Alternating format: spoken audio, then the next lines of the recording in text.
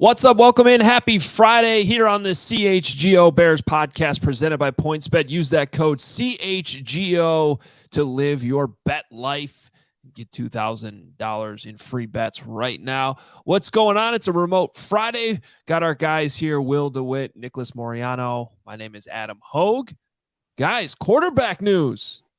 Backup quarterback news. Hey, we got some news. It's something. We'll take it. We'll take it. What's going on, guys? Oh, not much. Too much. How are you, Adam? I'm good. You know, Trevor Siemian back in town. I can get excited about that. Kevin's excited. Look at Kevin Kadick jumping in our comments already. We will interact with you throughout the show. And what's up, Enrique? This is actually, to me, and I mean, it's not the biggest story, but it's among the biggest stories we've had since free agency started, mainly because of how it impacts Nick Foles. I think most of our viewers, listeners are probably up to speed at this point. But the Bears are signing Trevor Siemian, the former Northwestern quarterback who's bounced around the NFL. He's been somewhat successful as a backup. Didn't have the greatest run with New Orleans last year after Jameis Winston got hurt. But I think the biggest thing is, what does this mean for Nick Foles and how the Bears should handle this? What do you guys think? Well, on my side, I believe this means Nick Foles is definitely someone that the Bears are hoping that they can move from. I know if they cut him, you save around $3 million in cap. If you're able to trade him, you get to save a little bit more. So I'm looking at this as, hopefully they can find someone to kind of be that trade partner, help us out a little bit more in our cap situation. And honestly, I don't even care what you get back in return, at least personally. I don't care if it's a conditional 6th in 2023, a conditional 7th. Next year's draft is 2. I think the cap savings, just getting away from that contract, would just be, the biggest benefit. But if you can get any additional draft capital back, that it's a little bit more like icing on the cake. And again, it could be a conditional last pick of the draft. I really don't mind. Yeah, for me, Adam, it's like what teams need a backup quarterback right now? Kind of just looking at the league, there's been so much quarterback movement. And a couple of teams that have kind of narrowed it down to, it's like, what if Nick Foles went back to Jacksonville, right? Where the Bears actually traded that 4th-round pick. And they do have C.J. Beathard as their backup currently from Iowa. I had to bring it up there. But they also have some picks, though. And that's what maybe this can get interesting in terms of what potentially you can get for a Nick Foles. They actually have 4 6th-round draft picks. So if you're looking in that realm of like, well, could you maybe trade one of those? They have the 180th, 88th, 197, and 198, the Jaguars. So could you trade a Nick Foles for a 6th-round draft pick? And, I look at that Carson Wentz deal and what you were able to get back for him. This QB market is weird. Like, you traded a 3rd round to get Matt Ryan. What do you get for a Nick Foles at this point? Who knows? But maybe the Jaguars can be an enticing trade partner, especially because they also have a young quarterback as well. Yeah, I think the Bears, all due respect to Trevor Siemian, but you're getting worse at your backup quarterback. And Nick Foles is still pretty good. And we saw that last year when he came in and filled in Seattle, and the Bears got a victory. Granted, not a great Seahawks team, but by the way, Seahawks. Any interest in Nick Foles? Drew Lock. I mean, like, that's a team I immediately came to mind. There's been so much quarterback movement. Baker Mayfield's still out there, potentially available. But I would think somebody would be willing to take a flyer on Nick Foles at what I think $1 million in guaranteed money, right? Like, it's not I think up to 4 is his base salary. It's not a ton of money for a pretty good backup. I mean, that's kind of what the market is for good backup quarterbacks anyway these days. So I still don't know if I'd want to just give him away, guys. I think he's got value to Justin Fields in developing him. I think he's got value to come in if you need him to play. Adding Trevor Siemian changes that a little bit, but I would, if they can't even get a draft pick for him, then I'd probably hold on to him, to be honest with you. Well, I understand that. My question to you guys would be, do you believe Foles wants to be here? Remember last training camp, he was kind of adamant, like, hey, I want to make this trade happen. Get me to Indianapolis. Obviously, the Bears could not get that. And I know the Carson Wentz thing as well. It was all just odd. But I just wonder if he wants to be here in Chicago, be the backup, or if he wants to go somewhere where he has, I don't want to say a chance to start, but maybe a different track. And I don't know how he's meshing with the new coach, the new system, and what's going on here as well. But I would just wonder if he wants to be a Chicago Bear in 2022 or not. Well, a couple things on that.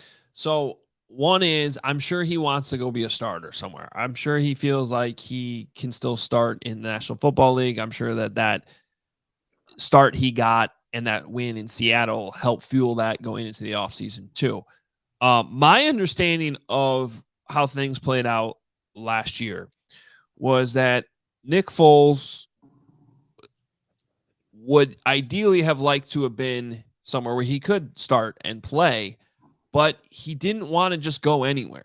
He wanted to make sure he was going somewhere where he had familiarity with the offense, could come in, not have to learn like a brand new playbook, something that fit him that he was familiar with.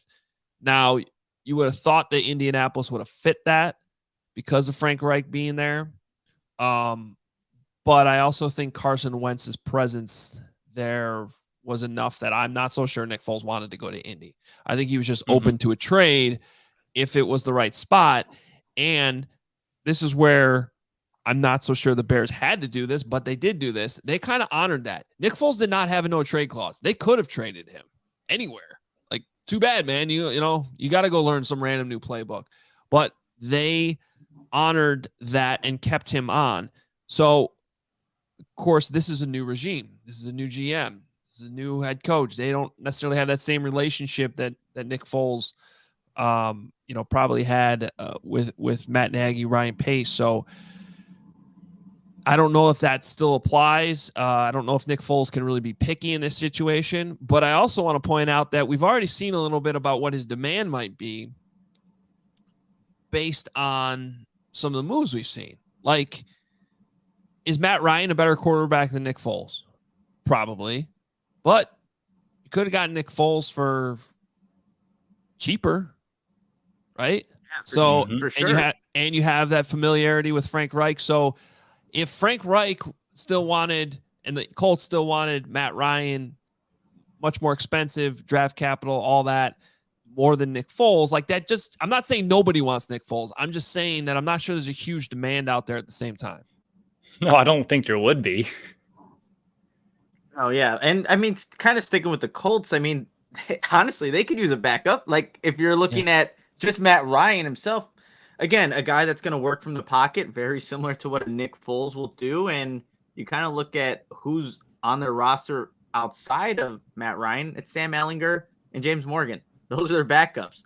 I think they would gladly, if it worked out, they would take a Nick Foles. But you mentioned a good point here, Adam, with this new Bears regime. We've already seen them deal Khalil Mack for trades. Like, there's no connection to wanting to keep Nick Foles if they have to. It's like this current Bears staff has shown they're willing to make the moves necessary to get draft capital back. So if there is a trade partner and it seems right for the Bears, and obviously that team that's trying to acquire Nick Foles, then I feel like they would do it. It's just whether or not that trade partner actually exists. But I think the three teams that we kind of mentioned here, Jaguars, Seattle, Indianapolis, maybe those would be potential places if, Nick Foles is going to be dealt.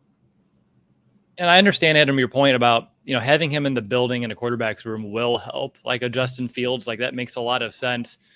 I would just wonder what the cap of that would be, just considering they've been around one another for a year already. Like, what has Nick Foles still have to teach a guy like Justin Fields? And another point that I just want to make here real quickly too is, like, I know we've all kind of said, like, this year it's all about developing Justin, and the Bears aren't going to be, contenders, but they're not going to be terrible. I think, if you have Trevor Siemian as your backup compared to Foles, obviously if Fields goes down, you're going to be a little bit more worse for wear. By the end of the day, we already kind of said, like, that's not what this season's about. It's not about, making it to the playoffs per se. It's about Justin Fields. So I feel like you can move on from a guy like Nick Foles just for that reason alone.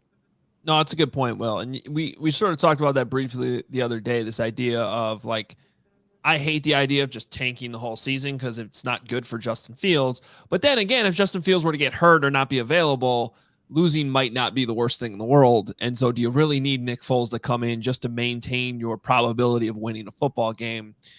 I think that's where bringing in Trevor Siemian, who isn't, quite frankly, just as established, doesn't have the same credentials as Nick Foles as both a starter and a backup in the league, but it's still pretty good. Like, you could do a lot worse than Trevor Siemian as a backup quarterback. So anyway, let's get to this super chat from Connor here. Trade with the Giants again for the 5th overall pick.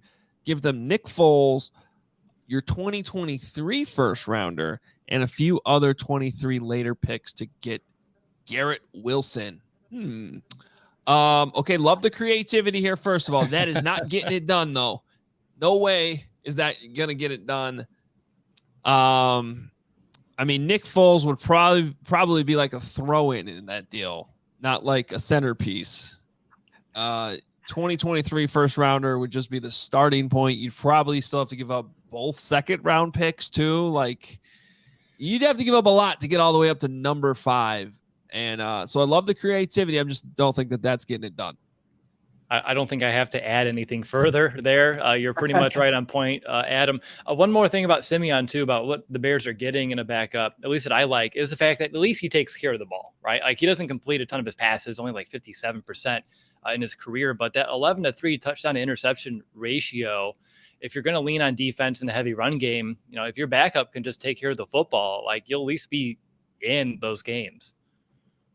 I was watching the game against Tennessee, where Trevor Siemian was a starter in that game, and he made some really good throws. Like, we're nitpicking here, have to go very specific to, game by game basis, but 19 of 34, 298 yards, 2 touchdowns. And like I said, made some impressive throws against a good Tennessee Titans team. But like you guys, if you're seeing Trevor Siemian out there playing for the Bears, it's obviously not going to be the best case for the offense or for the team in general, but it is a backup quarterback, and he has ties playing in Northwestern, and now he's on the Chicago Bears. So that's what you get in Trevor Siemian.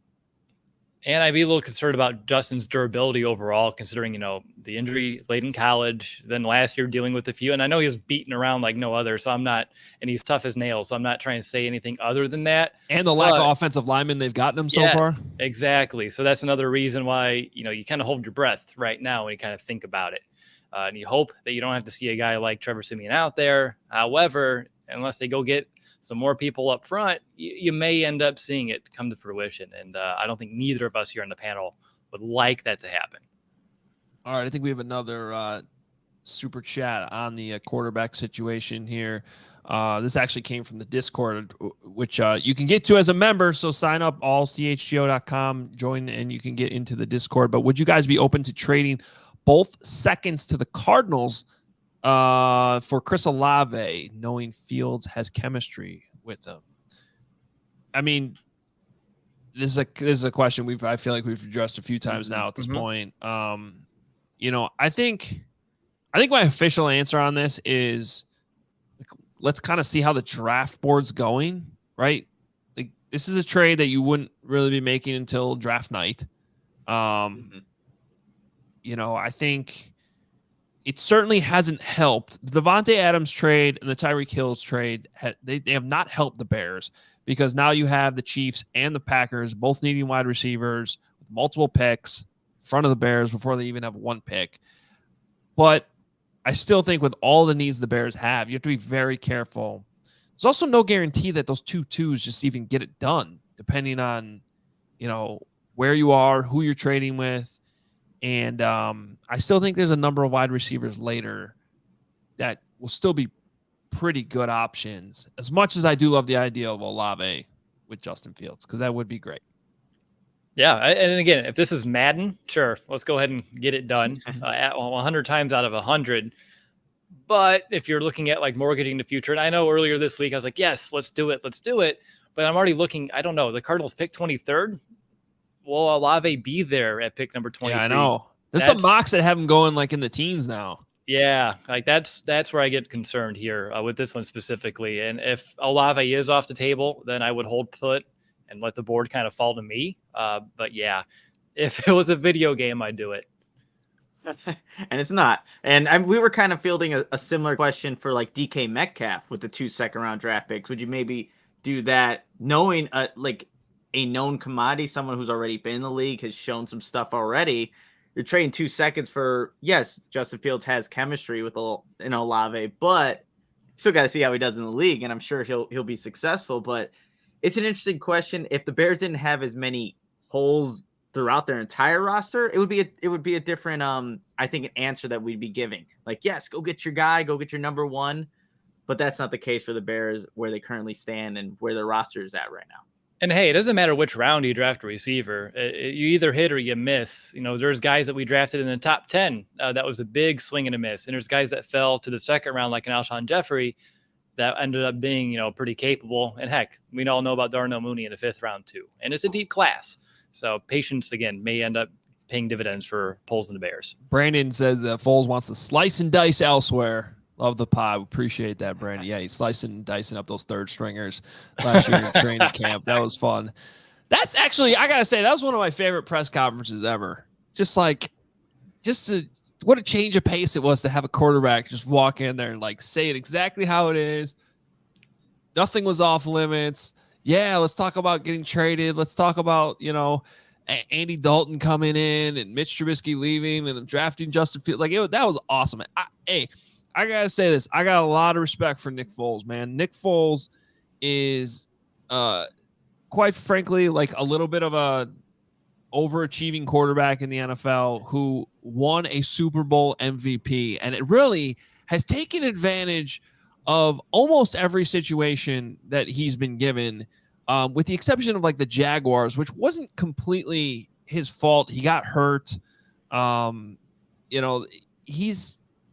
He's had a couple tough breaks here and there, but the guy has been a really good quarterback for the most part when he's come in. And I'll never, take 2017 away from him, what he did to step in and win a Super Bowl. That's legendary stuff from Nick Foles. So to me, I'm never going to try to disrespect him. And, if the Bears do end up trading him, I understand why.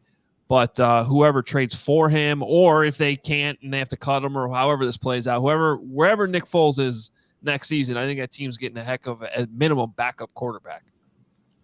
I agree there, Adam.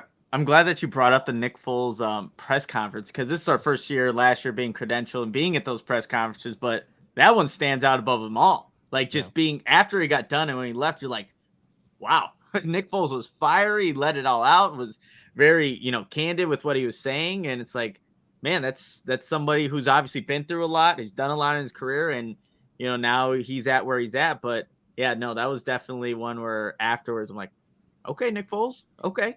And I like how Adams mentioned, legendary, because he does have a statue, for crying out loud, already. Yeah. So like he's done, like you said, overachieving. He's done things that I don't think anyone really thought he could. And heck, if he does get another opportunity somewhere else, I wouldn't totally count him out for, even if he has to sit in the bench and come in halfway through the season. We saw what he did a couple years ago with the Bears in Atlanta. Like, he can provide that spark what that team needs, and always kind of steps up to the plate. So I still won't be sad to see him go personally, but there is, like you said, there is something about the guy. Enrique's got our daily countdown to the NFL kickoff, 166 days. All right. I'm always excited for football, but let's also slow it down a little bit. Let's enjoy summer first, because I do enjoy summer, enjoy some time off. So let's not rush quite to the kickoff. But once it gets here, we'll all be excited, because there's nothing better than football season. Hey, the best way to support CHGO is to download the PointsBet app. Use code CHGO when you sign up. If you do that right now, you'll get 2 risk-free bets up to $2,000. But that's not it. If you make a $50 or more first-time deposit, you'll receive a free CHGO membership, which unlocks all of our web content. You'll even get a free shirt of your choice from the CHGO locker. That's $2,000 in free bets, a free CHGO membership, which is worth it on its own, and a free t-shirt from the CHGO locker, all for making a $50 first-time deposit at PointsBet. If you have any questions, email pointsbet@allchgo.com. Your home for live in-play betting just got even better. Introducing PointsBet's new feature, the live college basketball same-game parlay. For the first time ever, you can build the perfect live same-game parlay only with PointsBet. You can combine your favorite bets anytime during the game. You can even boost those bets. And now online sign up is available in Illinois. Download the PointsBet app right now. Register your account from start to finish, all from your phone. It's very easy to do. Plus, during PointsBet Match Madness, all users can earn up to $100 in free bets during each round. Just place a $50 pregame wager, and you'll get a free $20 live bet to be used for that same round. So what are you waiting for? Once the game starts, don't just bet. Live your bet life with PointsBet. Gambling problem? Call 1-800-522-4700. All right. I'm excited about this next segment. Give props to Will for coming up with this idea. Actually, let me sort things out. This one, I'm excited about both segments because I forgot briefly the order we're doing this in. But right now, we're going to talk about which former Bears player, like if you could take them. So this is sort of like, does Madden still? I haven't played Madden in a while. They still like let you take like old teams and like import them into the game or whatever? Not like they used to. Okay. But like if you could just import a former Bears player onto this roster, and that player in his prime, by the way, which player would you choose? Will, I'll give you the honor since this was your idea. Oh, boy. Nice. So my caveat is going to be I only chose players that I was alive enough to play because everyone can say, like a Walter Payton, and that's such an easy one, hands down. So I'm looking at players in my era. I look at the Bears' current needs, what the Bears can definitely benefit the most from. And I want to bring Charles Tillman back to the Bears in his prime. He's an excellent cover 2 corner, knows this defense inside and out. And he has the one thing that the Bears have been lacking and that they're preaching right now, and that's turnovers. I know he's coming in to hopefully teach that peanut punch, but it's not just, the forced fumbles. It's the interceptions, and he's a guy that, would lock down that side. You bring him opposite with Jalen Johnson, which makes Jalen the number 2 again. This defense would be so much better off with Charles Tillman at the helm. So I would go with Peanut myself. I'm going to kick it over to Nick because it seemed like I took one of his guys. Definitely did take one of my guys. He was on there. Charles Tillman, be a great addition. But we usually think alike, Will. I chose somebody like, hey, I wasn't alive seeing him in his prime, but who cares? He's going to help the Bears right now. And we actually mentioned him on yesterday's podcast, Adam. Jimbo Covert. Oh, my God. You took my guy. I'm sorry. I had to. I mean, part of the 2020 class, Hall of Fame class of inductees, a 6th overall pick. The Bears won 6 division titles in a 7-year span with Covert. Started 110 games, so that durability that the Bears currently don't have at that position or haven't had in a very long time. And I found this, so 2-time offensive lineman of the year in 1985, and then the Miller Lite offensive lineman of the year in 1986. But that is an upgrade immediately, obviously being in the offensive line to protect Justin Fields. I thought it was a no-brainer, but I liked how Will did it to where players that we've actually seen, and, I wasn't actually alive. So, yeah, Jimbo Covert. All right, well, I can at least say I saw the end of Jimbo's career. I was very little, but I was alive. Yeah, I was going to go that route too, just because I think you have to help the offensive line. So, I'm not just saying this to suck up to our teammate, but another great addition would be Olin Kreutz, because you're not only getting just a really, really good center who should be in the Hall of Fame, but you're also getting that guy to set the tone in the locker room. Like the Bears have quite honestly somewhat lacked since Olin moved on and briefly went to New Orleans. So I think that would be a good choice. But I mean, how do you not go Walter Payton in this discussion? Like, I guess if you're going to set the boundaries of like, you can't go, all the way to George Halas, fine, but like, Walter Payton's just so dynamic. I would just love to see Walter Payton in today's NFL. And like, cause he could do anything. He could catch, he could run, he could throw. The highlights of him throwing the ball to Jim McMahon are just amazing. I just love it. Well, on top of that, too, they don't tackle like they used to, Adam. So imagine all the broken tackles that Walter would have nowadays and those extended runs, because he was doing it in an era that like people were pretty much, defenses could do whatever to get guys down. You can't really do that anymore. So the new kind of like parameters that defense have to play with, I would just expect his numbers to blow up compared to what they already even were, which would be insane to think about. But I love the chat, and I saw every person on my short list here in the chat, whether it be Lance Briggs, to come here and be the Will backer, Brian Urlacher to be the Mike, which again could move Roquan out to the Will, so that would be a big help. I saw Tommy Harris in his prime, which very short window, but super dominant for that 3-tech. Brandon Marshall for wide receiver 1, Julius Peppers to be that guy off the edge. I mean, a lot of good stuff here in the chat. Thomas Jones. Stephen Paya? Hey, we have a he has a bench press fan here. Oh, that's hilarious. You know what? Daniel Braverman. Daniel Braverman. All right, now we're just having fun, which is okay. I think an interesting discussion would be, would you rather go with Urlacher or Briggs to pair with Roquan Smith? I would go Urlacher because, like, as much as I've been sitting here making the argument over the last few weeks that I would keep Roquan in the middle in this defense right now, it's because I think he's the best option with what you have right now. If you could have Urlacher and then have Roquan play the Will and use his speed all over, that's just a dynamic pairing. So that's probably how. But honestly, if you had Briggs and have Roquan play the middle, like, that's a great pairing too. You really can't go wrong there. No, I think you're right, though. I think you're right, because Urlacher, he would know every call already. He can just jump in and he would run this thing like no other. But yeah, I mean, he'd take over the middle of the field like he used to, like early on in his career with all that range that even Urlacher had, be able to kind of, step back in coverage as well and just take away that entire middle of the field. Like, if he can do that, and then you have Roquan to clean up after the fact, like Roquan would be, the next Lance Briggs if that ended up being the case, like without question. Teams would have to kind of focus on the perimeter. And so, yeah, no, I like it. I'm gushing about the thought.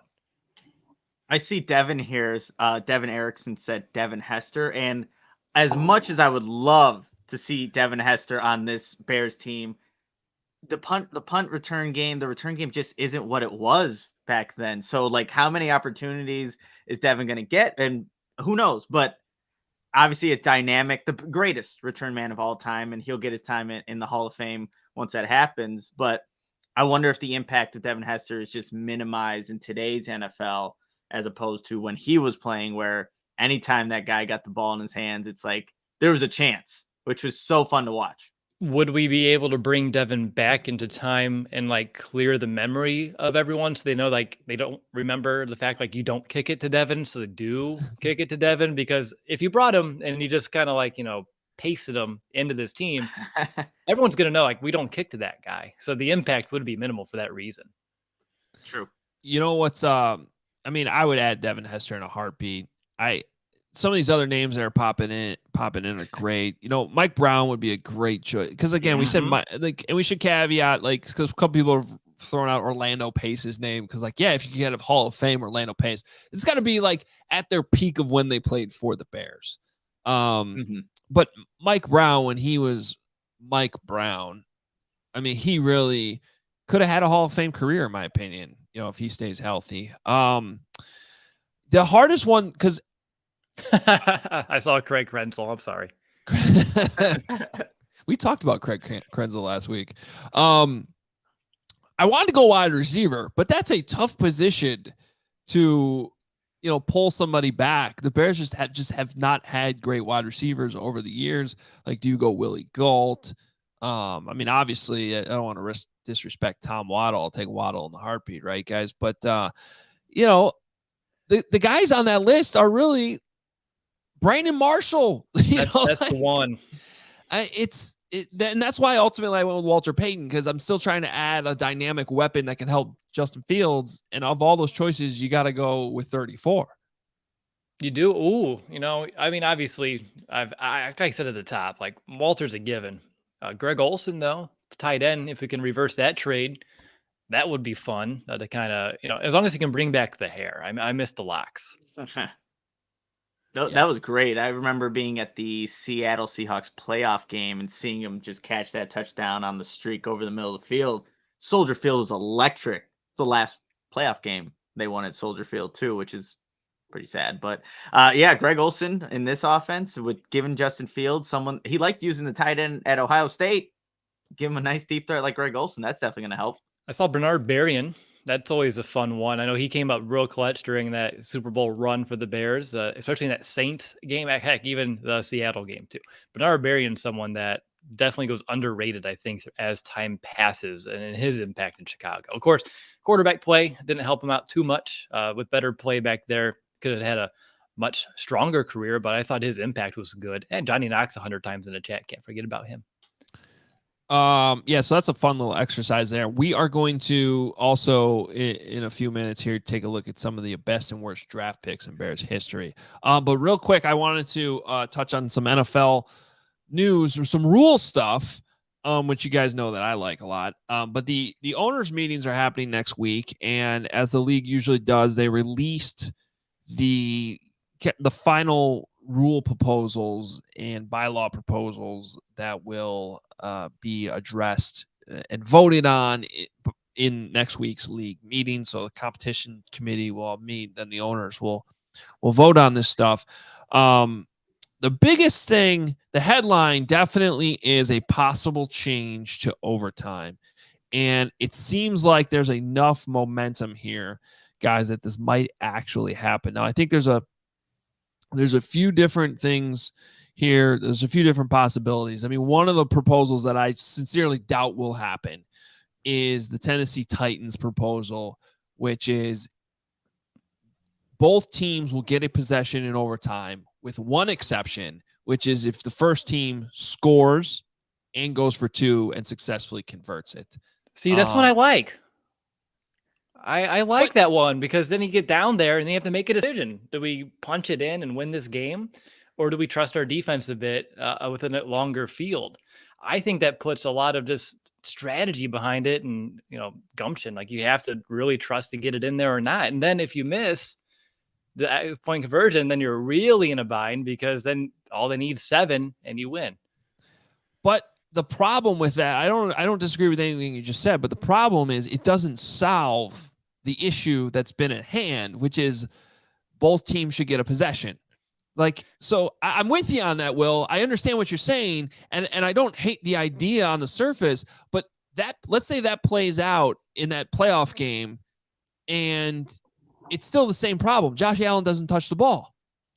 And everyone's still going to be complaining about that at the end of the day. And like, that's the whole point of why we're talking about this. So just because you went for one extra offensive play instead of kicking a field goal, to me, it's cool. It's a fun wrinkle. I agree with you that in the moment, it'd be fun to talk about, be like, oh, this is big, but it doesn't solve that problem that your best player, one of the two awesome quarterbacks on the field, did not get to touch the ball in overtime. No, I understand that. I just think if you're going to, I guess, keep the other team off the field, I know that's already your issue because you want them on the field. I like the addition of at least doing something more than just scoring a touchdown to do it and having to make that decision. But I am surprised that it's taken us this long to even get to this point with how much the NFL loves offense. And we all know scoring points means making lots of money for the league. So the fact that both teams can't be on the field, at least as it stands here today, has always kind of surprised me, at least over the last few years. But anyway, that's what I like because I like the wrinkle, but you can get to the other one, I guess, that is most likely to pass. Well, I think the most likely one is just that, both teams will end up getting a possession in overtime and you settle it that way. Now, what I would not be surprised happens here, though, because we always find out, for whatever reason, these owners are always reluctant for change, unless it's you're not allowed to wag your finger or do anything. You can't look at the other bench or anything. Yeah, don't pull a marsh. Then for sure we'll change that. But I just wonder if what will actually get passed this week is that this only applies for the playoffs. Because and that would make sense. Like, how long do you want these overtime games in a regular season to last? And it's a player safety issue. Yes. More so than anything. It's that they don't want these games lingering because the more plays you have, the more opportunity there's for injury.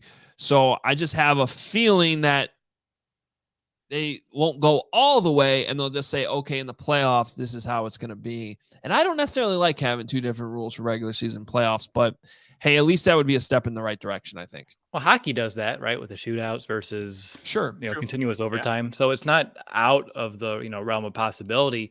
I don't know about like reading the rules summary. I don't understand it completely, Adam, and maybe you can shed some light. would both teams have a chance to possess and then after it's sudden death, or is it back and forth until finally, one team doesn't answer?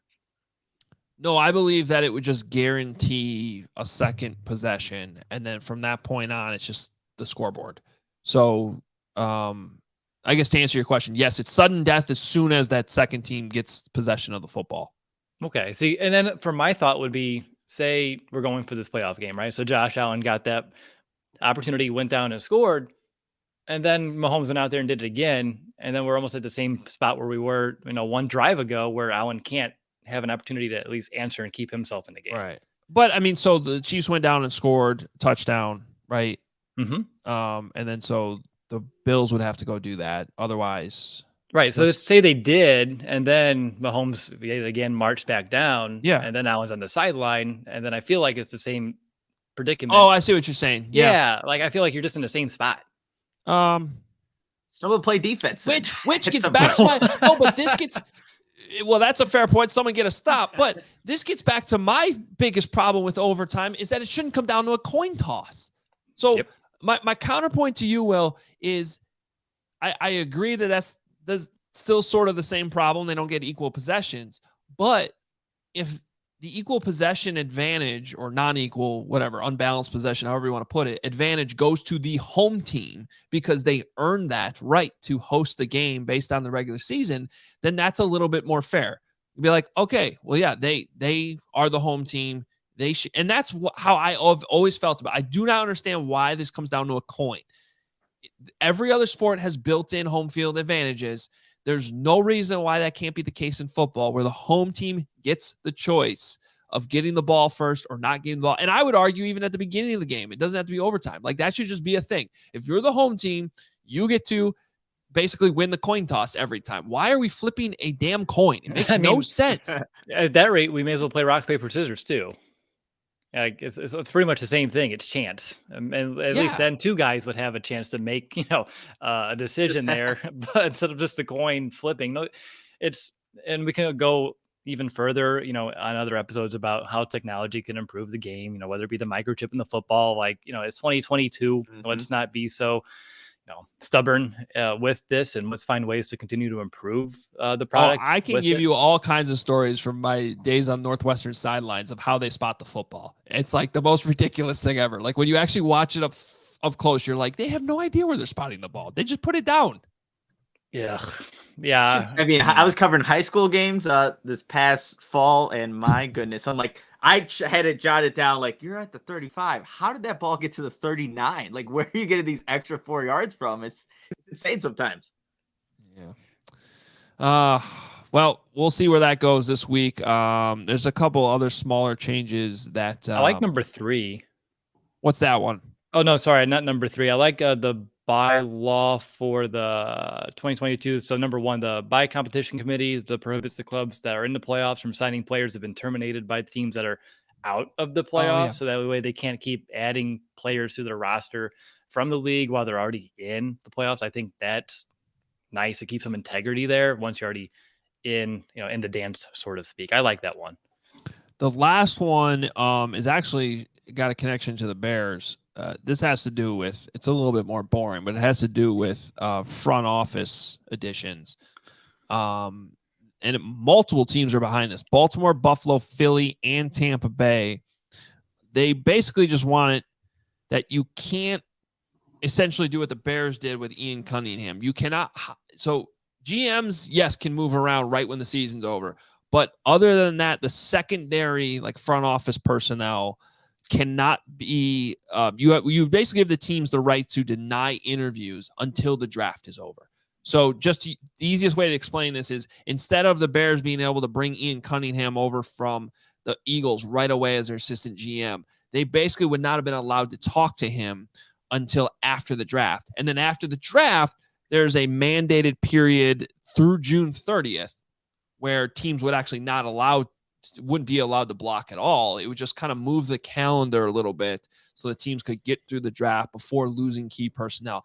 I understand where they're coming from. I think the other side of that coin is if you're starting as a new GM, there's already some of that goes on. Like right now, Ryan Poles is working with all the existing scouts. Mm-hmm. the same college scouting director that has been here, Mark Sadowski. I think it's okay for him to at least have like his right-hand man, make his biggest hire at that point. I do understand it hurts the team that you're hiring from, but it's that's more tricky than I think people realize, and probably will generate a lot of discussion next week at the owners' meetings. I'm interested to see where that one goes. It sounds like the NFL wants to find ways to make news in June. Sure. Ooh. Yeah, very. That's very the slow period low. right now, and they've done a great job over the last decade of making this offseason almost an endless news cycle, but June's kind of that snooze period. So if they can find something to do then, which this sounds like that would be the something, then there's something for us to talk about, which again is to the benefit for them. All right. So we have more to talk about on this podcast, but before we do, I just got to tell you about PointsBet real quick. If you enjoy CHGO, one way to help us continue to grow is to download the PointsBet app and use code CHGO when you sign up. Not only are you going to get 2 risk-free bets up to $2,000, but if you make a $50 or more first-time deposit, you'll receive a free CHGO membership, which unlocks all of our web content, and you'll even get a free shirt of your choice from the CHGO locker. If you have any questions, email PointsBet at allchgo.com and we'll help you out. And in case you missed it, online sign-up is available in Illinois. You'll be signing up with the fastest sports book, easier than ever, so you can start living your bet life in seconds. So what are you waiting for? Once the game starts, don't just bet. Live your bet life with PointsBet. Gambling problem? Call 1-800-522-4700. And we appreciate all the support here on CHGO. It's actually been mind-blowing. It's now we're now 3 weeks into this thing, and it's been awesome. But if you're watching, you're listening, you probably already know that we have podcasts and live shows on every team every day. So thank you for being here with the Bears coverage. But if you also happen to be a Bulls fan, White Sox fan, Cubs fan, Blackhawks fan, we have shows for you, even the Chicago Sky, and there's more coming. So make sure you're checking it all out. Podcast live shows, every team, every day, plus post-game shows, and the Bulls post-game shows have just been straight fire. Unfortunately, the Bulls just can't, keep winning, but that's actually made the post-game shows pretty good, if we're being honest. So encourage you to check those out. If you go to allchgo.com, you can access our premium written content, though, for members. So sign up, get that membership. You can find our merchandise in the CHGO locker. And when you sign up right now for membership, you get a free t-shirt when you become a member. And as we took a question earlier from the Discord, you also find there's a members only Discord to continue to engage with us, even when we're not doing the show here. But thank you for everyone who has been a big part of our launch here at CHGO. And we promise we're just going to keep the content flowing for you. And that's what we're going to do right here as we enter our last 15 minutes of the week here on the CHGO Bears podcast. And this is a fun one. We're going to go through our best and worst draft picks over the last decade for the Chicago Bears. And I think we're going to start with our best ones, then go to worst. And Nick, you're on the clock first. Yeah, so just kind of start this off. It's not the easiest thing to find the best draft picks for the Bears just in the last decade, but I went with the guy that's still currently on the team, and Roquan Smith, number 8 overall pick in 2018, just a staple of this Bears defense, a face of the defense, really, and someone that I think as this Bears team is continuing to grow into this next regime, you look at Roquan Smith being the focal point of what you kind of want to do defensively in this new 4-3 defense. So going Roquan Smith here. On my side, as Nick said, it's the list of the good picks is much shorter than the picks that missed for the Bears. But for me, the best pick, I believe, over the last decade is going to be Kyle Fuller. They got him 14th overall in that 2014 draft, and he was a longtime starter for this defense. Obviously, came onto his team rookie year, busting onto it, kind of tapered off for a bit, took that year off with an injury, then came back in 2018 and really put himself together a career year. There aren't many Chicago Bears that have been drafted that's been able to appear in over, a decent amount of games. I'm trying to think exactly what he was here. Kyle Fuller appeared in 112 games. There's not many Bears players that have appeared over 100 over this past decade that have been drafted here, and is a staple on that defense. So Kyle Fuller for me is the best draft pick the Bears have done. All right, for me, and it's a little bit of a leap here because it's still early, I'm going with Justin Fields because I think even regardless of what the results end up being, I think the process there to land one of the big quarterbacks in the draft last year. Yes, there was some luck involved, which I detailed in my 10 Bears Things column after the draft. Certainly some decisions made ahead of them that helped. But to make that big move, to kind of get a second crack and overcoming the mistake of Mitch Trubisky. Now, it didn't save Ryan Pace's job in the end, but I still think that the process, the move to go up and get him, it was very sound. Bears fans, by far most excited over that pick than any other pick that has been made in the last decade, and probably even before that. I think that that's there's still a strong case that is their best draft pick. Of course, we still need to see the results. Some comments flowing in here too. And there are some other ones that you can definitely argue. Darnell Mooney was one that came to mind for me, as Devin points out there. It was just a real, good pick later on. Khalil Herbert looks like a steal in the 6th round. I guess my problem with those guys is we just still, and I guess you could say the same thing about Justin Fields, to be honest, but we just don't really know what the ceiling is going to be.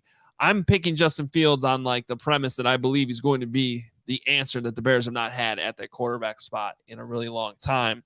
And when we talk about with Darnell Mooney, is a lot of what we talk about is that we don't know if he can be a number 1 wide receiver. Maybe he'll prove us wrong, but there's still kind of a ceiling there. There is one that I almost put. He was on my short list though, and I'm sure the chat will love it. Charles Leno Jr. He was 11th to last in that draft of being picked, 246 overall. Ended up being a very good left tackle for the Bears for a very, for a decent amount of time, and for a team that has a hard time finding quality offensive linemen over the past decade, as I think we all knew when we were combing through these draft classes.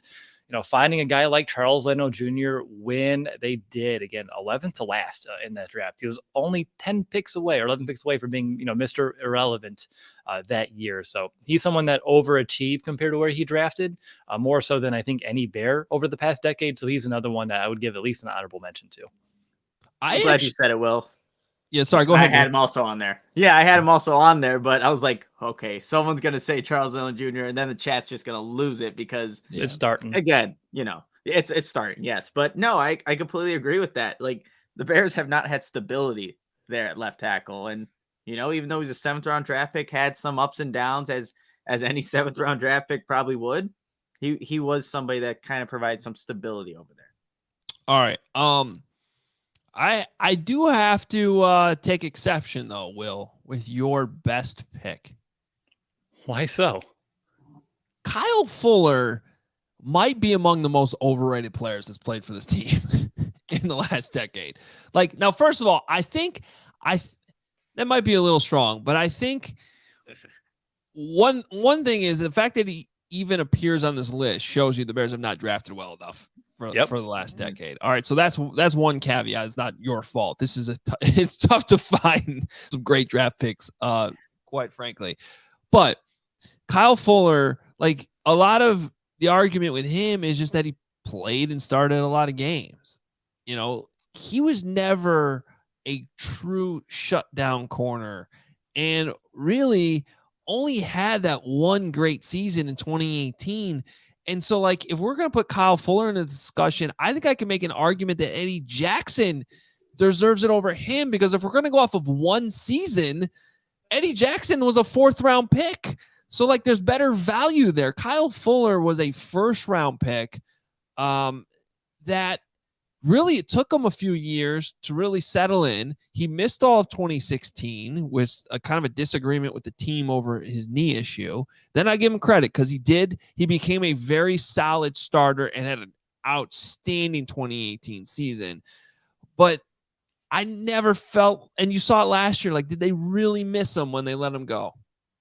Yeah, no, not so much. I get it. It's really hard to find those really good draft picks. And I was just looking at, production, and I know it wasn't the best, but he had 19 interceptions, so far throughout his career. And looking at what the Bears have been able to do, like no one really is able to reach that. I know Jackson has like 10, but most of those came within like a 2-year stretch as well. And I'm sure if we wanted to go year by year, most of Kyle Fuller's came in a 2-year stretch if you want to pick one over the other as well. But I think he makes some good points there, Adam, but I'm still going to stand by it because I still think when you look at first round picks the Bears have made, not getting a lot in return, and he may just be the one. All right, let's go. Smith. Yeah, no, let's go to the worst picks. This is gonna be fun. A lot more options here, guys. Nick, go ahead.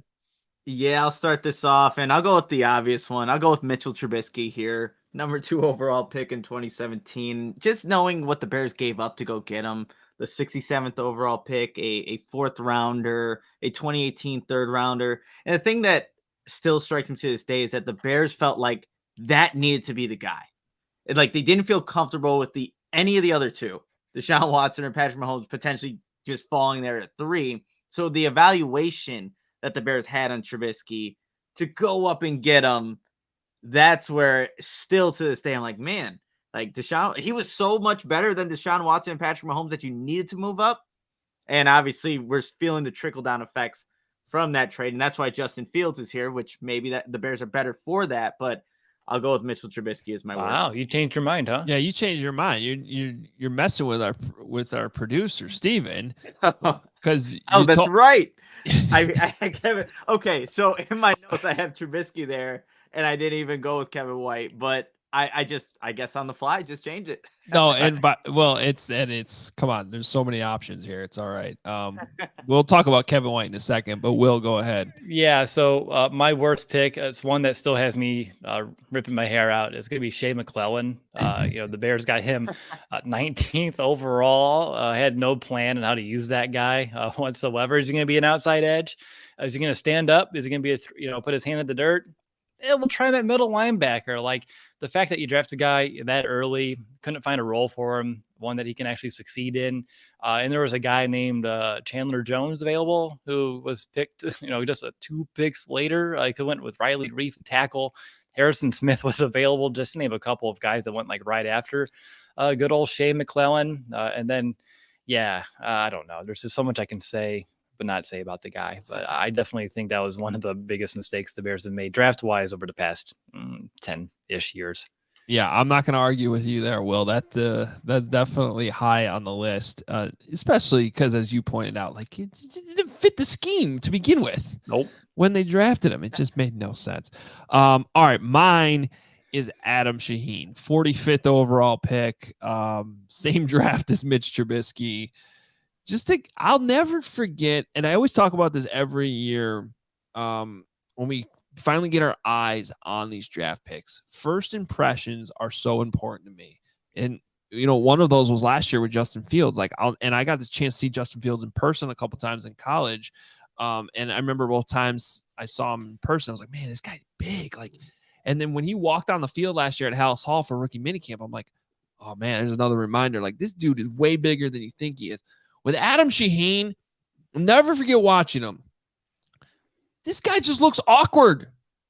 Like, what are these explosive, athletic, like all these things they try to sell you on? I'm like, he doesn't look coordinated when he's trying to turn his body, catch a ball. He runs funny. Like, what did they see? It didn't make any sense. He's coming from Ashland. I remember I turned on the tape after they drafted him, and he's running away from cornerbacks. Like, it's pretty impressive. But it's D2 football. Like, yes, it shouldn't, like, he should be dominating if he's going in the second round of the NFL draft.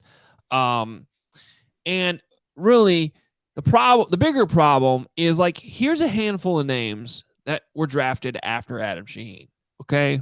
Joe Mixon, which I understand because he came with the baggage coming out of college. Juju Smith-Schuster, Alvin Kamara. You ever heard of him? Cooper Kupp, who the Bears coached in that Senior Bowl that year. No use for Cooper Kupp. Plus, they traded away the 3rd round pick that year in the Trubisky deal. Yep. Chris Godwin, Kenny Galladay. There's a lot of guys here.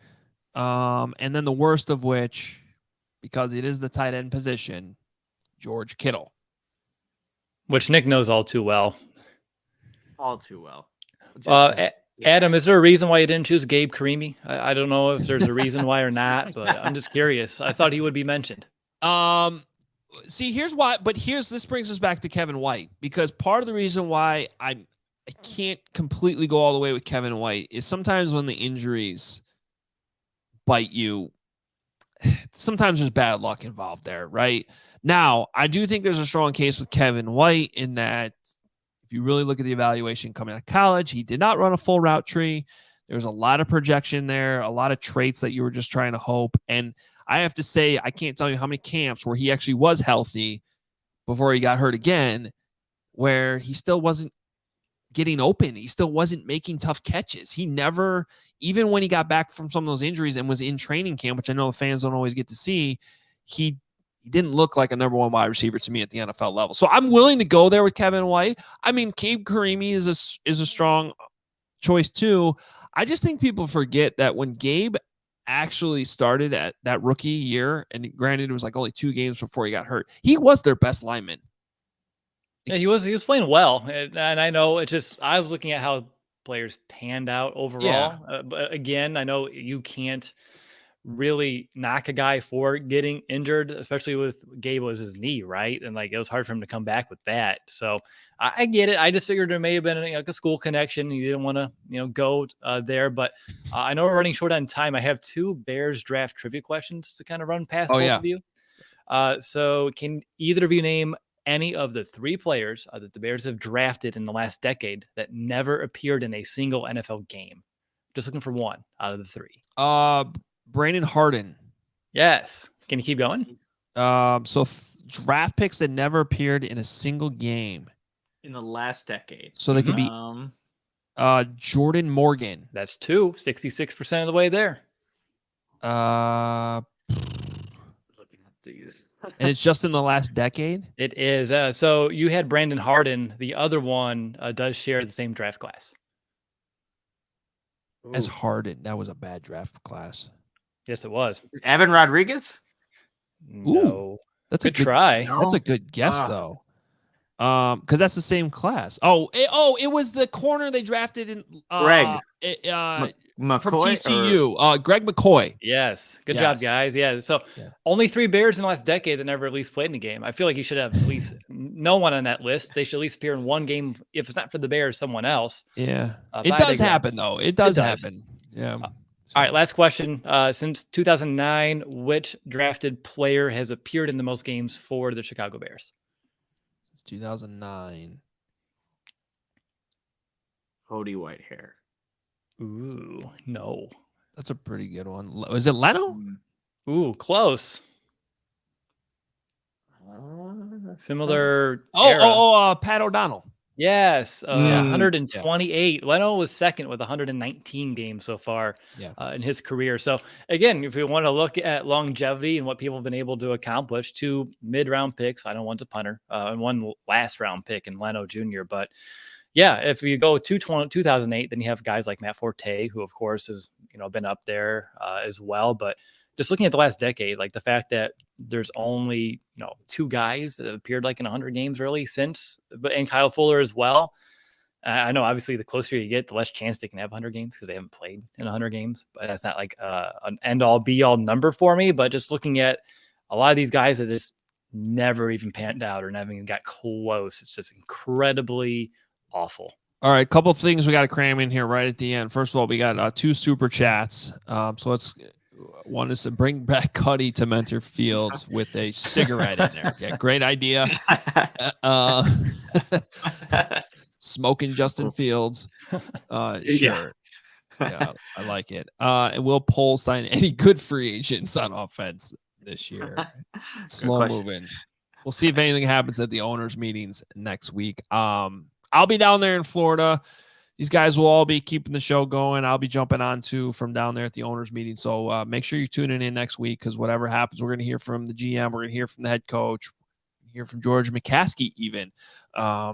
So there's going to be definitely some content coming and some good stuff, maybe even some moves. We'll see what the NFL annual meeting in West Palm Beach next week. As we get out of here, want to also mention, Will, if you want to take this away, you can, but our thoughts are still with your family, your sister-in-law, Haley, and I'll let you chime in here, but we definitely, any support our listeners can give to your family would definitely be appreciated. Well, thank you, Adam. And also, thank you to both Nick and yourself, Adam, for, sharing the news here on the show and on your Twitter accounts, just kind of spreading the word. I just been blown away, and so is my family, about all just, the overwhelming support that we've all received for Haley right now. She just went through spinal surgery a couple nights ago. Based off of what we've heard yesterday, things are that went well. That was a successful surgery. She's able to have movement in her legs, which is something we did not know heading into that surgery, if she would or not. So that's great news. Still a long road to recovery ahead for her with multiple surgeries and all those injuries. But we woke up to our goal being surpassed, which is tremendous. She does have a 2-year-old daughter, a fiance that's taking time off of work to go and be there with her. But like I said, just super blown away just by all the support from you guys, CHGO, not just CHGO Bears, but the entire CHGO family, fans of the show, fans that have been around with, Nick and I for years, just reaching out, emails coming in. I've been having a hard time keeping up with it, to be honest, which still blows my mind. So I want to thank everyone who's, supported monetary wise, if you could, or just help spread the word over the past few days for my whole family. I just want to say thank you so much. Well, that's definitely good to hear some good news, at least a step in the right direction. We hope it continues to go that way, Will. So our thoughts continue to be with your family. And that link for the GoFundMe, we did drop in the comments in YouTube. So if you're watching on YouTube, you can find it there. If you're listening later on the podcast, check out Will's Twitter account, any of our Twitter accounts. We have the links up there, but Will is at Will DeWitt with the L's being ones, and Nicholas Moreano on Twitter at Adam Hoge. Thank you for all the great interaction all week long. It was a fun week of shows, despite the fact the Bears keep slowing things down, and that's going to be slow and steady. That's going to be what it's all about with Ryan Poles. That's all right, but we're going to do the opposite here on the CHGO Bears podcast, and we promise to keep that going next week as well. Check us out at allchgo.com, on Twitter at CHGO_sports and _Bears. Check out all of our team Twitter accounts there. Please give us a follow if you haven't already. We will be back on Monday, as I'll be in Florida. Plenty of good coverage from the owners' meetings next week right here on the CHGO Bears podcast. Have a great weekend.